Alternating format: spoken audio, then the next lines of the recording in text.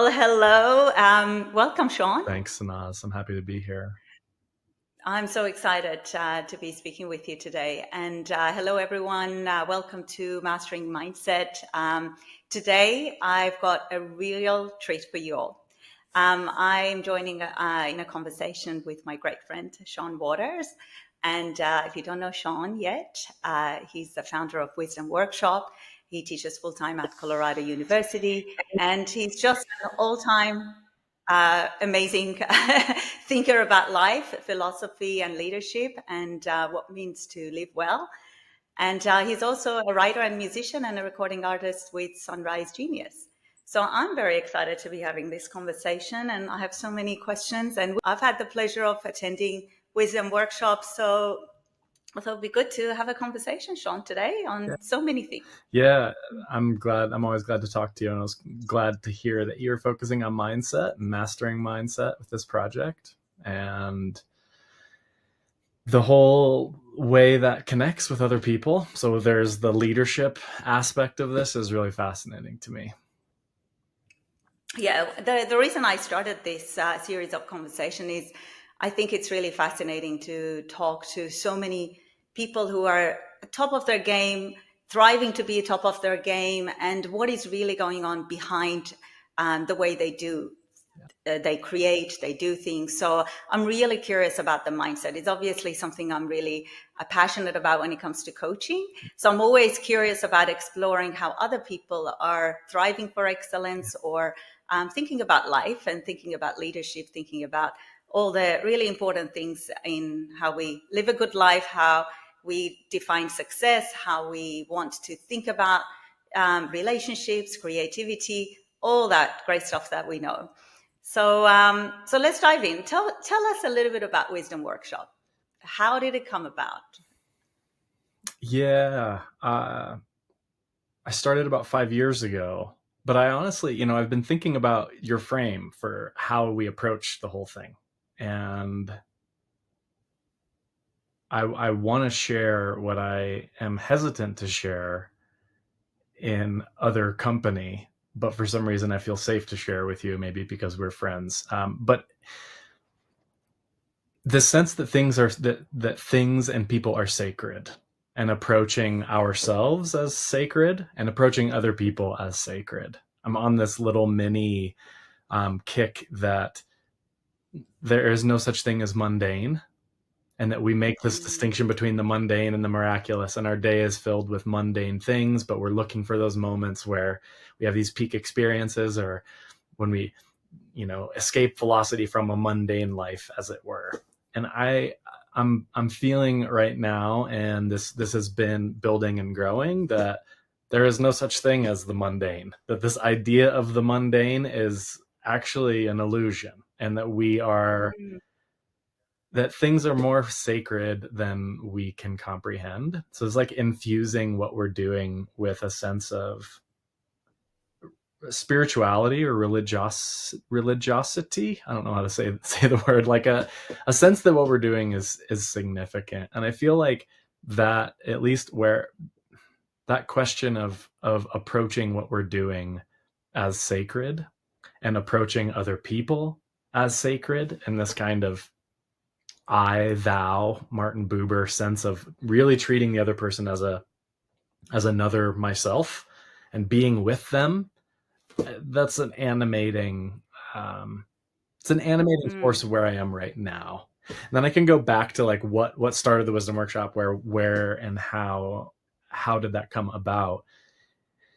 It was really honoring myself, and honoring, like, treating myself, doing some deep work around what I most wanted to do. You could say it was like quarter life, midlife crisis of sorts, where I was kind of disillusioned with really working hard to be a musician, and we had just finished putting in a lot of work as musicians, and recording really good songs, which is a lot of work, a lot of project management to record a really good song independently without any support. So there's some financial and some big investment that went into making these great songs, and I just was looking at that, just disillusionment. There was a sense of disillusionment with where I was as an artist. Mm. And I did some deep work around who I really am and what really matters to me, and arrived at this love of books that predated. So I was like, well, what was I doing before music? Have I gotten a little off track thinking I was a musician? Was I like something before that? And I realized that like my love for philosophy and books and engaging with the world of ideas kind of predated that. And that I love as a teacher, this coincided, that was at the very beginning of COVID. And so all my in-person classes moved online. And I actually loved video conferencing more than most people did. I thought it was really cool. Doing Zoom calls, I was fascinated by it. And I thought there was a potential there. And so this thing sparked that was like, what if we rethought what education could be, particularly for people in midlife who are experiencing a transition and they don't know what the next thing is.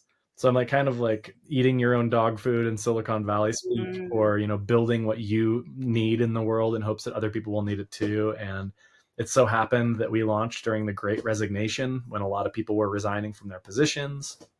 Clubhouse was really big, and we had I made a lot of really powerful personal connections with people that were in transition, fascinated with learning, fascinated with personal development, and these great groups of people came together. So it evolved very quickly from this idea of, I'm going to create the course that I want to teach, and I'm going to create the course that I need to help me get through this and to reconnect with what's fascinating to me about wisdom and about creativity and wisdom, which was kind of content considerations. So, geeking about how long is it? How frequent are the meetings? What's all of like the learning design stuff? And it moved to this, just the power of interpersonal connections and what happens when you are with other curious people and what emerges.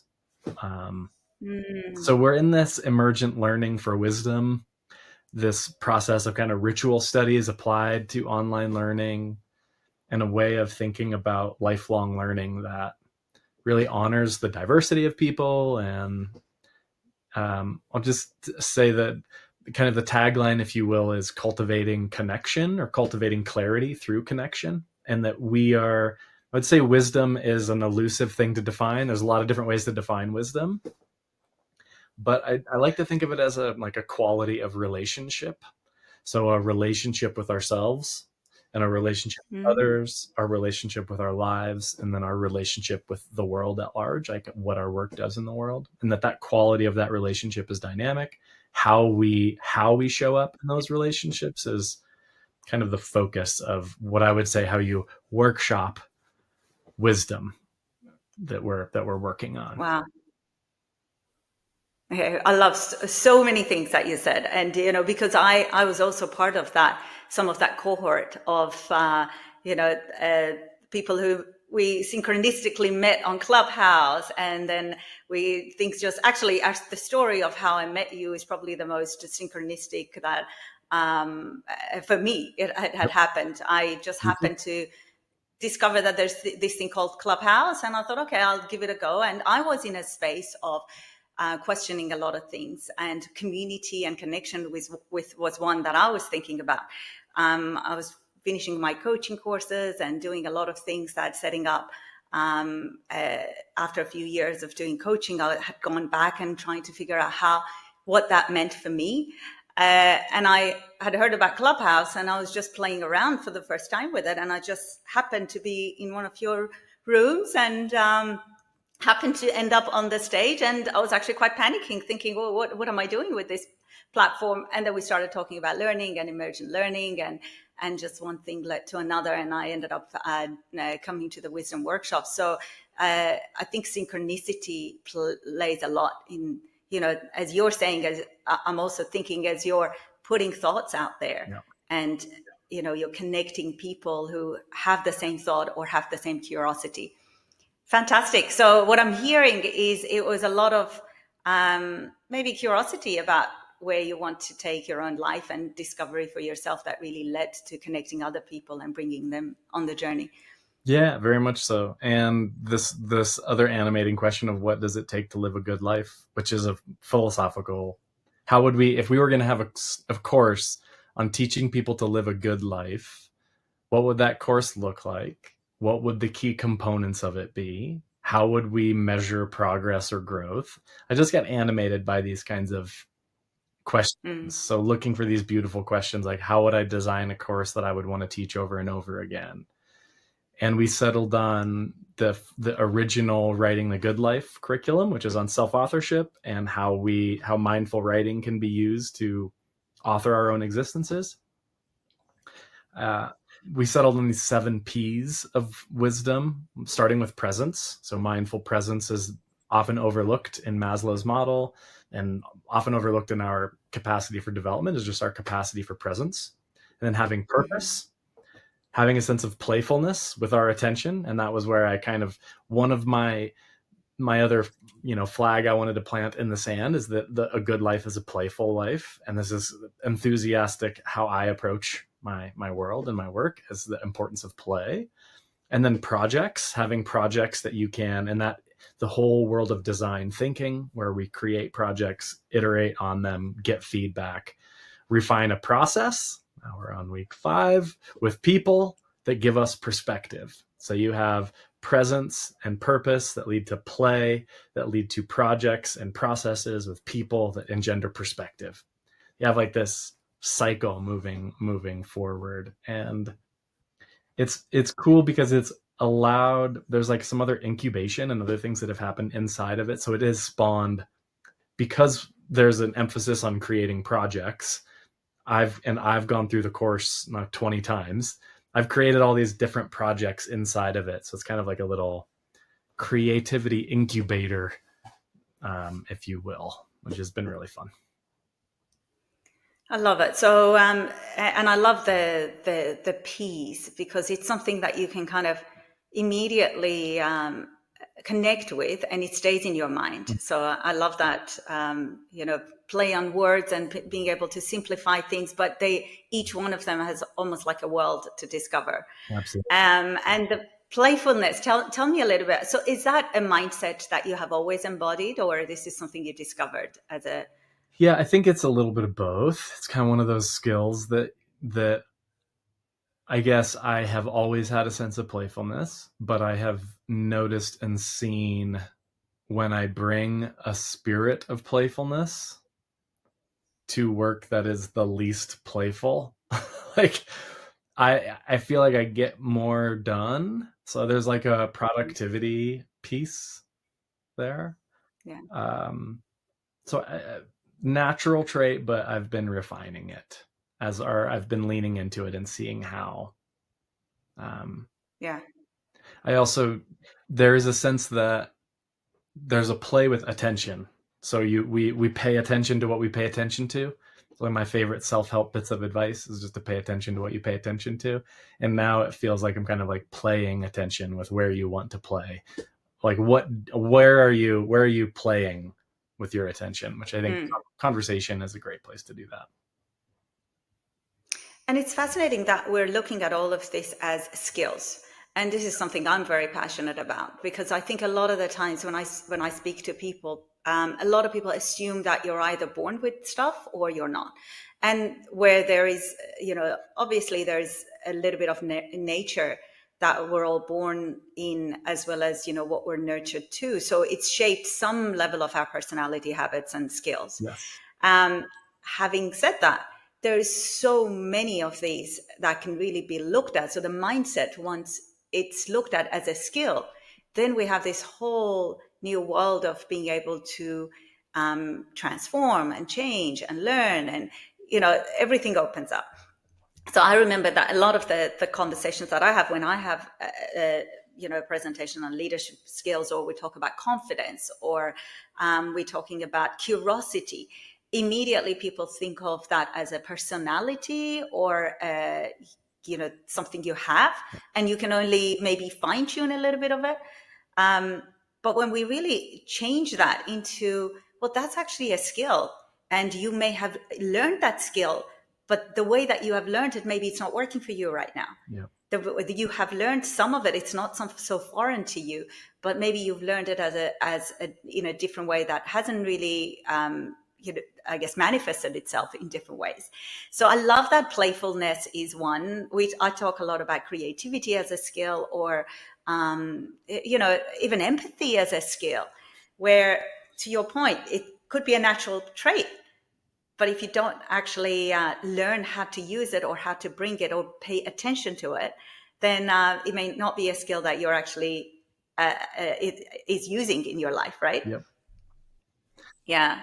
Yeah, and I have a sense that wisdom is a skill, as a virtue, is something that we can get wiser. So we will get older. Will we get wiser? I'm not sure.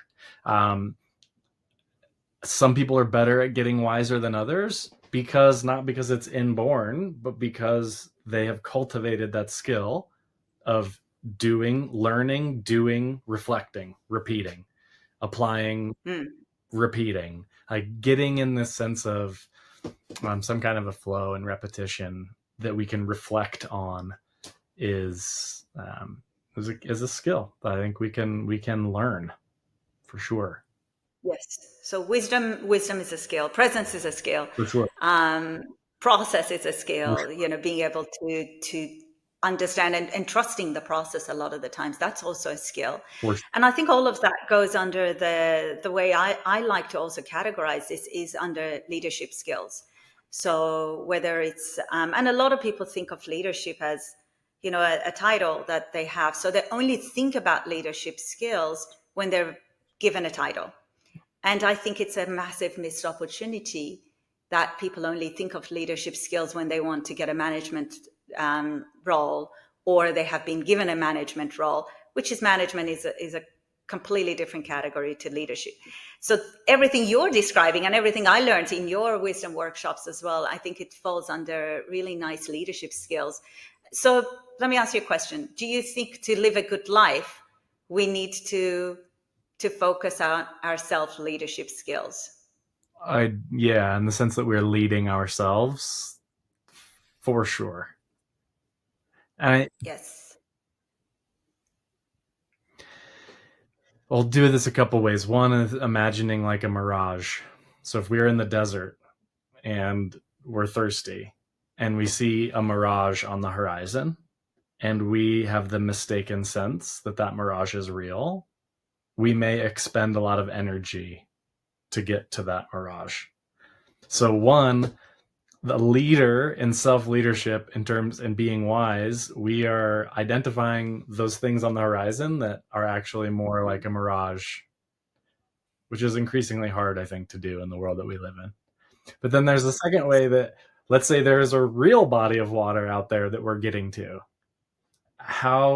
When do we drive? When do we get out and walk? When do we take a rest? When do we call for help? There's so many decisions that we make in reaching ambitious goals that's what I would say, like, that self-leadership is. There's maybe some attitude setting and some rah-rah.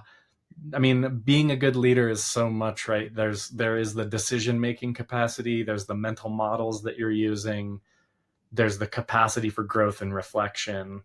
But there's also a kind of like attitude setting, rah-rahing, being willing to take risks. I think all that applies to our relationship with ourselves. Yeah. Self-leadership means, to all of us, that we're making decision, practicing wisdom, motivating ourselves. So I think everything that sits into your classic definition of leadership, where in corporations or in society, people think of a leader, that you're making decision for others and leading others towards a goal. It really applies to ourselves. As first, how am I making a decision, accountability, motivation, inspiration, all of that is really self-leadership. So every time you talk about wisdom, for me, immediately links into, okay, how am I leading myself through my life? How am I the designer of my life as a leader? How am I practicing the skills that I need to live a good life? So that's, to me, that's the connection with leadership. And obviously we talk about so many deeper skills of leadership. So you touched on it, and it's like a mirage these days, like the whole AI, technology, fast speed of change is creating even like a fog. I think there's a mirage, but also there's a massive fog, I think, in people's mind. So the question of, yes, how are we leading ourselves? How are we leading people around us? Or who am I? Yep. I think it's becoming more and more top of mind for people. I think maybe it started when we had COVID. That was a different sort of crisis of identity we all went through. And now I think it's like another version of that with technology and so many changes. So tell me, how are you processing the world of AI, and how's that playing in your work? Yeah, that's a great question. There's another sense that I feel like one of the inspirations for the Wisdom Workshop was the failures of our educational system to provide that kind of self-leadership skills to students. So even at the highest levels of education, we still give students the outcomes. We give students the materials. We give students the pathways. We basically structure their learning experience for them. We give them the assessments. And then you enter the real world of self-learning, and there is no clear outcome. There is no clear materials. There is no clear. So I don't know. I think I just wanted to touch on that because I feel like that's an interesting way to frame. You have pedagogy, which is the science of teaching kids, and andragogy, which is the science of teaching adults.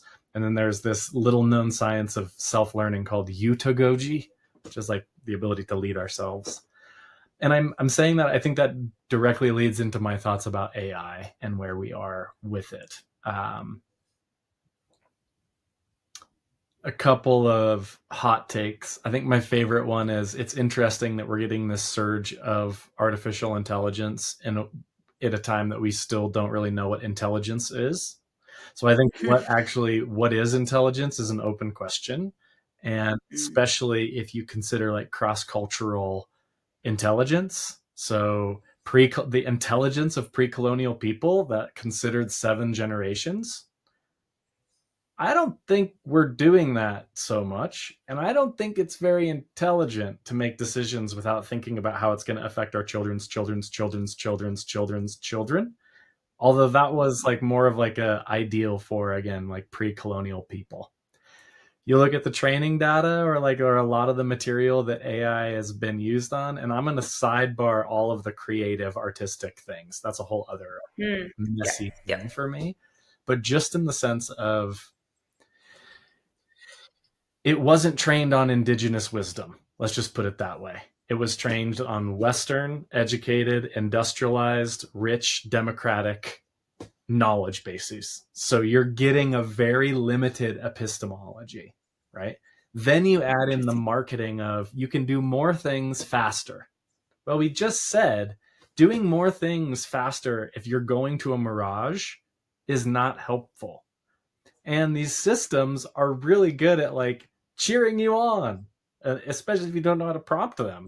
You're like, be like, hey, is this actually a mirage?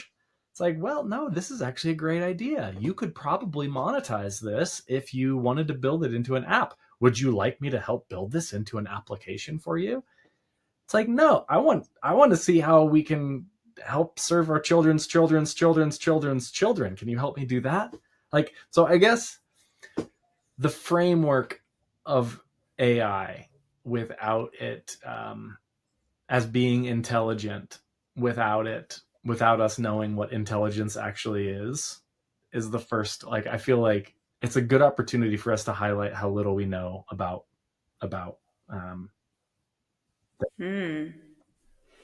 that's the first place I would go. Very interesting. And I'm reflecting, as you're saying, my mind is reflecting on intelligence and then trying to connect that with wisdom, because there's a connection there. And at the same time, the way you described it to me, what it sounded like is intelligence is something probably even aspirational for us as a species. We are still discovering the potential of our intelligence. Yes. So the way you describe it, a true intelligence would have had foresight of many, many things, right? Which we haven't even got there ourselves as species. And then we have assumed that this new so-called machine that we have learned, that we have built, has, because it's processing things faster, that it has reached that intelligence, but in reality, it hasn't. It's still very much operating at the same potential that we have, which means that we have not really discovered our potential of foresight. Because what you described is foresight, and that's not easy. That's not easy to have foresight. And especially it's not easy when you have distractions in your mind, because we're talking about brain and mind. So when we're distracted with our own anxiety and survival and many, many other things, that fear and control, we do not tap into the potential of wisdom or intelligence to be able to have foresight of what is the best opportunity for me and my family and, you know, the next generation. So the question keeps coming is, all right, putting AI aside, because I also have a lot of questions around AI creativity and how we bring that into our lives in a way that helps us. But putting that aside and thinking more about wisdom and how we tap into wisdom, do you think that managing stress, anxiety, and distractions is the most important skill to tap into wisdom? I think it's different for different people. And I might say that our ability to have agency over our attention is the most interesting question of our generation, like in terms of where we live. I don't think previous generations have had this question. Where are you going to put your attention is not really. I also feel like, so yeah, presence, mindfulness. I would say that, and I'm kind of technical about my definition of mindfulness as being a non-judgmental awareness of the present moment. So being able to greet the arising of rage or joy or sadness or grief or anything that comes up. Self-consciousness is a good one when you're performing or podcasting or whatever. Being able to greet that as a friend, or at least neutral, so you're not judging when these things arise. I feel like that's a huge skill for us. That's why we do so much mindful writing. But I'm just imagining, like, the way I like to think about this, and I do think it connects to the AI thing obliquely for sure. We go from an evolutionary history where it's like the last time you have gone camping. Have you been camping in the wilderness where nothing really happens? You go there and it's like, you know, that you can maybe hear a babbling brook and there's some wind in the trees and you're setting stuff up and you're tearing stuff down, but nothing is really happening. Everything is moving really slow until there's a rustling in the bush. And then all of a sudden your whole system comes alive and you're like, what's that? Oh, it's just a squirrel. So nothing still is happening. That's the way we've like evolved, to have like nothing be happening. And then all of a sudden something gets our attention and we have to, okay, no, actually. It's the exact opposite of the information environment that we are in. I can open up my phone and there's a million things happening. So I think we're at a very difficult time. I'm not sure if you've seen the research that I've always associated like the phone with dopamine. So I'm getting like, oh, I got a notification. I must be onto something. But there's recent research that it's actually cortisol suppressant. So it's basically anxiety medication. So when you pick up your phone, I'm getting a little tiny dose of anti-anxiety meds. And when I don't have it, my anxiety goes up. So I did my master's thesis in philosophy on mental health, comparative approaches to mental health. I do think I think it's a all hands on deck situation with mental health. And so I would it's not just our attention and regulating our emotions, and our attentions is connected to our emotions. There's a sense of promoting our own health, our mental, and I would honestly say our spiritual health.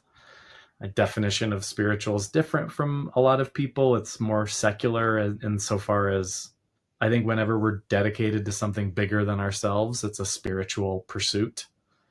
So you can be spiritual about cheesecake or the piano or a nylon string guitar or flower arranging. It doesn't need to be some like big, it's anything that helps us move beyond our limited self. And so I think people are hungry for that. I think that's part of it, part of the equation, as it were. Yeah. That's why I'm hesitant. And the reason I don't think it's the most important thing. Like I might say the most important thing yeah. for some people is dedicating themselves to cheesecake or something rather than, whatever, like dedicating themselves to something bigger than themselves. Yeah. Yeah. The reason I brought that up is because it seems to be overlooked as a skill. It seems to most of the conversation, when we're talking about either leadership in this new age or education or wisdom or pursuit of happiness, we tend to overlook the and you said the mundane things. For me, it's like that. Maybe that's what it is. The importance of understanding anxiety and not to over I guess not to over focus on it as the main thing, but it's really important to understand it. And I think it's what's getting in the way. I think that's how I would like to put it. And I think when we're talking about intelligence, I think it's really important. Maybe it's in the coaching work, we usually go, what is getting in the way of potential? If we know what potential is, if we know what the potential of intelligence is, or if we're aspiring for that wisdom, what is actually getting in the way? And I think what we overlook is, to your point, like is our nervous system. And a lot of what gets in the way is our anxiety or our lack of understanding of how easily it gets in the way. Yeah. It gets in the way too. And with whole AI, there's, again, two ways of looking at it from my perspective. One is, it's taking some of that anxiety away because I can just upload a lot of these things to AI. And at the same time, it's it is creating anxiety on so many different levels. Yeah. So it's a very interesting conundrum, that we've gotten ourselves into. We're offloading the anxiety to go, okay, well, I don't have to actually worry about writing this, massive proposal, which is going to take so much of my time. All I have to do is, figure out the right prompt, and it's giving me a great, proposal, and yeah. I can go and play my piano and do. And at the same time, it's sucking me into this world of, back and forth of, and some of it is good. Some of it is getting you into the flow of creativity very quickly with AI. Yeah. And again, on another level, it's getting my attention away from my humanity, and it's getting me involved in something that is really taking my presence away. So what are your thoughts on that? I mean, my dream of I would like to have an AI agent that is designed to help me connect with other human beings. So it's like, if we just look at how many minutes am I interfacing with AI versus how many minutes am I interfacing with human beings. I don't know if you saw the South Park skit where the wife was like, they're in bed and she's like, I told you, no ChatGPT in bed. And he's like, but I get my best ideas at night. And she's like, oh, what are your best ideas? And he's like, more or less like, you wouldn't understand. I'm really deep in this conversation. And I do think there is and this is not just AI, but I think it's especially pronounced because we have it seems like we're talking to someone. So it's hitting those triggers in our brain that we need, but we're not. We're talking, what is Adam Mastriani, who writes Experimental History on Substack. He has a great piece saying that we shouldn't anthropomorphize AI. We should treat it what it is, which is just a giant bag of words. So I've been trying to train myself, like I'm not going to talk to Claude, which is my preferred. I like Claude better than GPT. I'm not going to talk to Claude. I'm going to talk to the bag of words. I just had it reformat a CV for me. I love I am more interested in AI than I think most people are. At the same time, because I'm curious about what it can do and what it will do, partially as being responsible for as a teacher for students who are also trying to navigate that world. But I don't think like the quality and the value of the relationships that I'm building supersede the quality of the information I'm getting from AI. So I imagine if like we had like a wisdom workshop app, it would be like the Reframe app where there would be an AI agent that's designed to connect you with other human beings that you could talk to in real time. So it would help you figure out how quickly you could. It would be designed to be like, stop talking to me. Who are you going to reach out to? Do you want me to get you their number? It's like dating apps, but for wisdom connections. Yeah, okay, yeah, like it's like you're a good match. You're a good match with this person. You Talk. have a complementarity with them. You're an introvert. They're an extrovert. You could lean into your extroversion. You're a feeling person. They're a thinking person. You are building a podcast. They are building a graphic design. Like that would be cool. I love it. I love it because the focus is on. Here's the other. Human relationships are messy and non-linear and imperfect, and that is what makes them beautiful. And if we are like design and slow, it takes. So many conversations are a little rocky to get started, and then right around here, 2/3 of the way through the conversation, something opens up. It just gets wonderful. But if you're not like willing to go through the kind of initial awkwardness of a human relationship, you don't get to I don't know. And I feel like if we just optimize for perfection and speed, we miss how beautiful being imperfect and slow is. So I've been trying to slow down my work and be more deliberately slow. And turns out you have more energy when you do that. You can go for longer than, when I'm rushing ahead to get as much work done in the 2-hour block that I have. I get more done when I slow down and enjoy the 2 hours that I have time blocked to do this thing. I feel like I need to be a little bit more scientific about this hypothesis, but I feel like I get more done when I'm slowing down and actually trying to go slower than when I'm speeding up and trying to go faster. And I just don't, the fundamental promise of do more and save more time, I just feel like is really dangerous. Like the marketing angle on a lot of these programs, I think are very dangerous, especially if you've built an app that doesn't work, which is where we are in app development. You can build a very buggy app in no time, but the promises just aren't matched up with reality yet. I love, again, so much in what you're saying. And to me, some of that scientific maybe explanation of how you feel like you have more time when you slow down, which is kind of like from a language perspective doesn't make sense. Like you're like, hang on, if I slow down, I'm going to have less time to do all the things. But we feel it innately that we have more space when we slow down. Yep. And I think it's that play of space and time in our mind. Yep. When we slow down, we feel like more. And I think it goes back again into that whole nervous system. Yep. I think our nervous system is designed to help us feel like we don't have time, so we have to run. Yep. But when it's calm and it's not working, or it's not overworking, then the perception of time changes. So we do feel like we have more time and space to do the things. And I think from an energy perspective, you and I have how does that connect to the work with that? Yeah. I mean, the 7 levels of energy we've talked about, we won't go through it right now, but there's these 6, I guess, 6 different things that snaps our energy. And some of them are mental and emotional.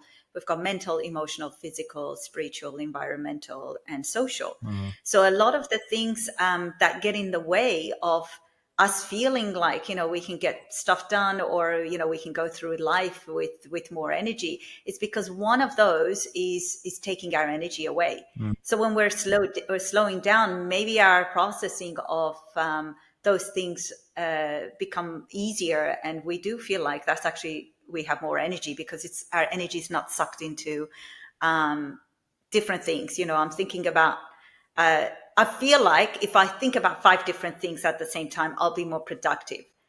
But at the same time, all those 5 things are getting in the way of what I actually need to get done. So I'm not productive. So because my energy is being sucked into so many things, I'm actually really fascinated with the whole energy and sustainability of energy in our own system. And do we really understand how to sustain ourselves in a way that we can go through life in a way that we were designed to go? Or are we really just kind of wasting our energy into so many things that are not even helpful? Yeah, I mean, I think So that's Instagram, or a lot of the way we use, with the technological, yeah, there's a lot of energy lost there.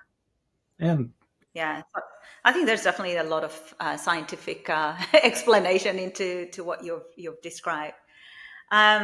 So can we talk a little bit about facilitation? Because that was another thing that was on my mind when we went through the cohort of facilitation on Wisdom Workshop. There was so much that I learned.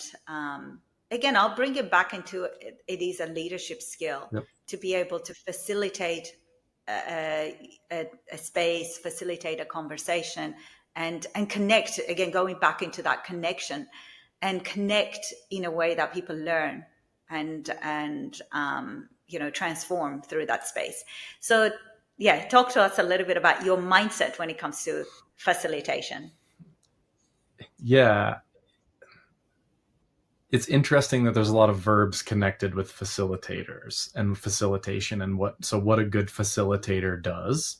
We could say, I mean, the root of the word is easy, or to make easier. So a good facilitator makes things easier. And then there is a sense that a facilitator is a steward. So we're going to steward this process. There's a sense that the facilitator is a designer. We're going to design a process that we could steward. There's a sense that the facilitator is a host. I'm going to put out all the cookies, and I'm going to make sure that we have all the materials that we need. So I think facilitation is super situational, and there are great programs that help people identify a lot of the techniques or strategies or methods they could use to facilitate the group, whatever the group process is. So, I mean, that's the first place I would go, is that it's super situational, that we're thinking about what is this meeting for? Who is this meeting with? What are we hoping to get to? But then, I mean, for me, the kind of heart of it, and I do think this is like a heart, emotional, empathetic, maybe even the spirit of it, is to really be curious and honor what every person brings. And then to make sure that that every person has the conditions that they need to bring forth what they can bring forth. So it just gets connected to like discussion leading or teaching. So you have a very introverted, quiet person that is never the first to speak. It's the job of the facilitator to carve out some space for that person to be able to speak, and to be able to have the intuition or read the room enough to quiet the people like myself that are like really eager to speak. Like, okay, Sean, that's really nice. I want to hear from Sanaz, though, because she's definitely, I see there's something going on here. And I want to create the space for her to share. Sanaz, would you care to share what's happening? You're processing something now, it looks like, noticing that. Would you mind sharing? So I see the work of the facilitator as analogous to a host, is to create the conditions that enable everyone in the group to bring their best to the table in the amount of time that's there. It's like and it's wild how much of that has to do with our speech and how we talk. And if I slow down and change my tone of voice and really make sure that Sanaz feels appreciated, like those things, they carry. They make a huge difference to whether or not a meeting goes well. If people feel like they can bring themselves or not. And a lot of corporate environments, when I've done this in more corporate environments, there is a tide that is not the case, that we have to get these things done very fast. And I would have shared what I would share, but people don't value my opinion anyway, so I'm not going to. It's like, oh, well, that's a problem because you may have something very significant to contribute. I could go on and on about facilitation. I think we probably need a whole episode on everything you said, because to me, it also sparks around the mindset. I think when we embody the right mindset, then beyond that, we can build the skills. Absolutely. But what happens in corporations, or when we have a facilitation, or just assume that everybody knows how to facilitate because it's such an easy skill that, Right. you should. I mean, if you're working in this environment, can you go and facilitate this workshop? Most And we just people assume you know, because you can speak and you've proven that you can speak, you can facilitate. And there's so much that is missed, and you just demonstrated that with one small change. But behind that was a mindset of empathy, Yes. curiosity, presence, all of that, which, if we're teaching people, okay, you need to involve people, but when you don't have the mindset of curiosity, empathy, and presence, the gap is huge in what you're expected to actually do. And this is a challenge we have with a lot of leadership programs, or a lot of the management type of skills that we just drop on people. And I would say another thing is, as you're talking, it's a life skill. Yep. I really embodied this when we did the work, that this is not just for the corporate and the workplace. Absolutely. I mean, what you just said is like, in your social circle, if you're able to facilitate a conversation, Absolutely. the connections are on a higher level. At home, like, if you're a parent, if you can bring in a family and facilitate conversation, and that is not easy. It takes practice. It takes so much mindfulness, I think, to your point. So I think facilitation, maybe it's, again, it's one of those things that, wow, it opens up a huge book of life, I think. Yeah, I love the way that you said that. And there is a sense of how we read that and how we're sensitive to that, and that skill of being observant, which is also, in order to be really observant of what's going on in the room, that's a skill of regulation and presence. So it's like, it kind of builds on, it's like wisdom applied in interpersonal situations. I want to do that. I also, speaking of family and facilitation, I have to jump here in just a few minutes. I would say, you keep on saying mindset, and I love that question. And for me, it's interesting because I'm feeling it almost as like a spirit set or a heart set of really, Priya Parker begins her book, The Art of Gathering, with this idea of to awe and honor. And I keep coming back to that as like, that's really what it is. If you can experience other human beings with a sense of awe, like, wow, Sanaz, it really is amazing to me what you've done and what you do with your history and how you approach and how you show up and how generous you are. If I can feel that kind of awe towards you, conversation shifts. And then if I honor who you are in this space, conversation shifts. Yeah.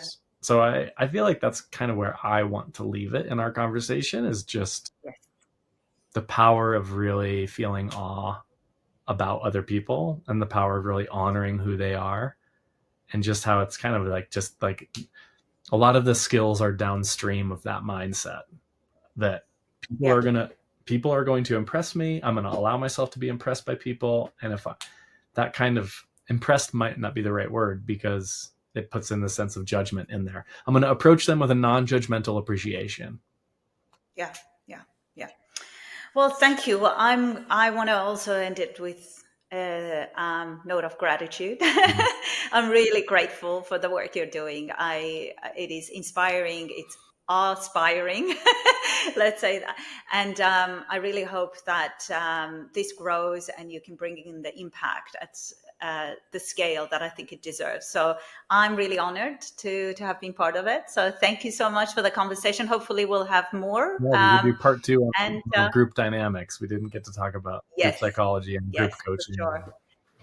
Yes. And if people are interested to learn more about Wisdom Workshop, where do they find you? Wisdomworkshop.io, and I'm on Instagram. We can put the links. I'll share the Substack. My is just seanwaters.substack.com is where I publish essays and highlights from our groups.